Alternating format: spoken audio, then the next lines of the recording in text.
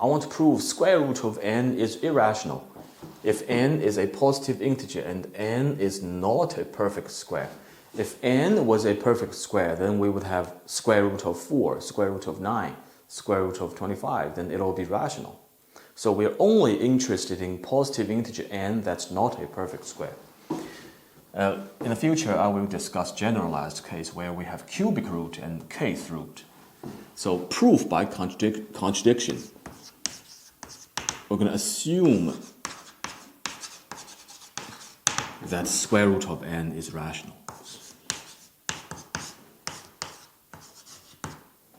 Where p and q are both positive integers and n is not a perfect square. All right, this is our assumption. We can assume p and q are both positive integers without loss of generality, because if they were both negative integers, then we can just simply cancel out the negative signs and still end up having two positive integers. And p and q could be co-prime or not co-prime, doesn't matter. If they're not co-prime, then we can use Euclidean algorithm to figure out their greatest common divisor and simplify it down so that they're co-prime again. But that doesn't matter. That's not the point. The point here is that p and q are both fixed positive integers, right? So therefore, we can figure out a way to reduce both p and q using the so-called infinite descent. Right, so infinite descent method. Descent. So this is a method commonly used in number theory and math contests. So descent means reduction, infinite reduction. So first of all, since square root of n is equal to p over q, therefore if we square both sides, we have n is equal to p square over q square. And multiply by q square on both sides, we have p squared is equal to n times q squared. Right. Later I'm going to use this equation. So how do we actually use the infinite reduction, right? How do we reduce the p and q, right, simultaneously? First of all, the way to reduce q is that, first of all, since n is not a perfect square, right? So therefore, square root of n cannot be an integer. So therefore, square root of n has to strictly be in between two consecutive positive integers. So in other words, p over q has to be strictly less than n plus 1, strictly larger than n, where n is some positive integer. Right? Has to be, square root of n has to be a strict decimal number, right? Strictly in between two consecutive positive integers in this case. If we multiply by q on every side, we have nq is strictly less than p. p is strictly less than nq plus q. If we just subtract nq on every side, we have 0 is strictly less than p minus nq, which is strictly less than q. Now, I've successfully reduced q just a little bit, right? p minus mq, since p and q are all integers, therefore p minus mq has to be an integer. This integer is a positive integer that's strictly smaller than q, right?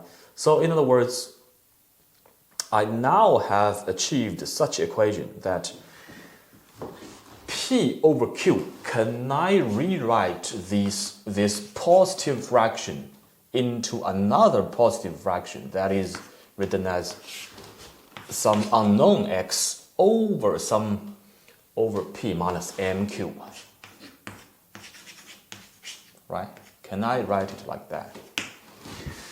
If I can in the end solve for x, and in the end if x turns out to be a positive integer, then that means I'm successful, right? We've successfully reduced both the denominator and the numerator.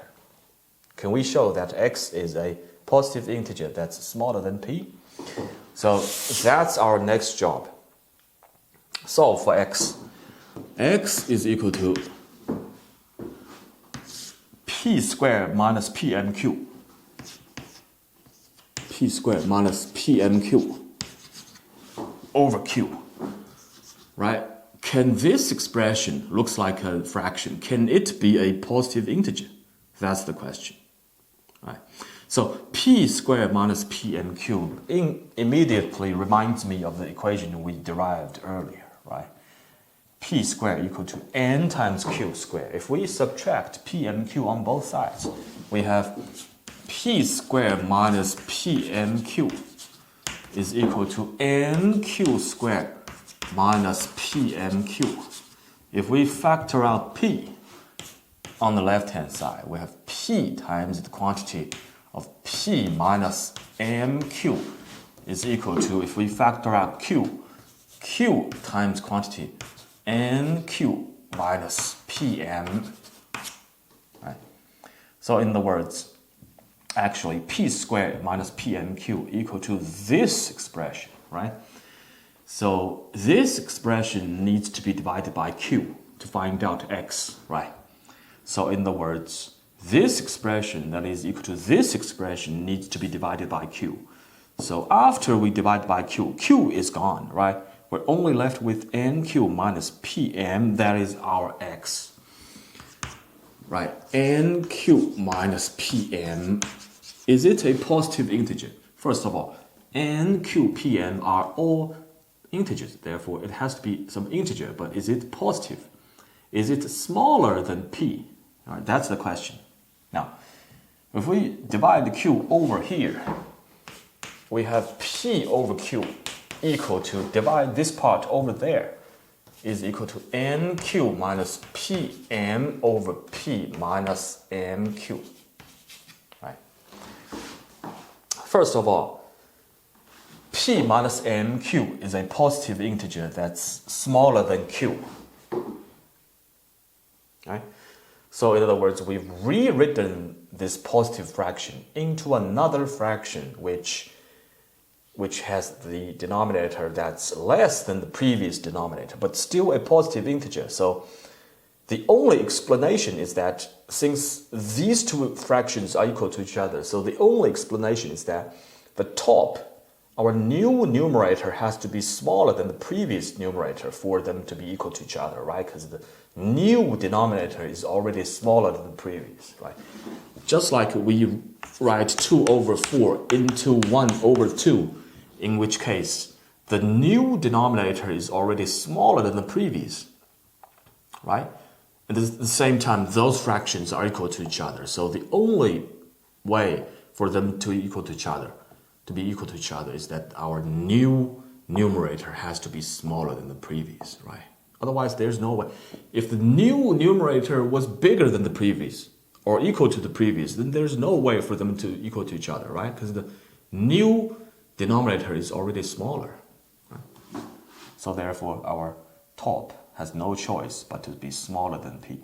Also, it's a positive integer, obviously, right? Because p and q are both positive. And bottom is also positive. Right? The top has to be positive, also smaller than the previous numerator. We can just denote it as p1 and denote this as q1. Right? So in which case p1 is strictly less than p, and q1 is strictly less than q. q1 is strictly less than q. Right? Following the same procedure, we can derive a pair of positive integers, namely p2 and q2. Right? Exactly the same procedure, in which case p2 is strictly less than p1, in which case q2 is strictly less than q1, and also p2 and q2 are both positive integers. And repetitively over and over again until we reach Remember, infinite descent, infinite reduction. In the end, we've repetitively reduced the denominator over and over again. There's no restriction at all. We can do it repetitively, remember. Right? In the end, we can reduce the denominator all the way down to 1. I don't even care about the numerator at all. Because in this way, I already achieved a positive integer. It doesn't matter what the top is, top positive integer. So we already derived a positive integer, right? P over Q turns out to be a positive integer, right? Square root of n, P over Q turns out to be a positive integer. Now, this is a contradiction. It's ridiculous. Because my assumption is that n is not a perfect square. Right?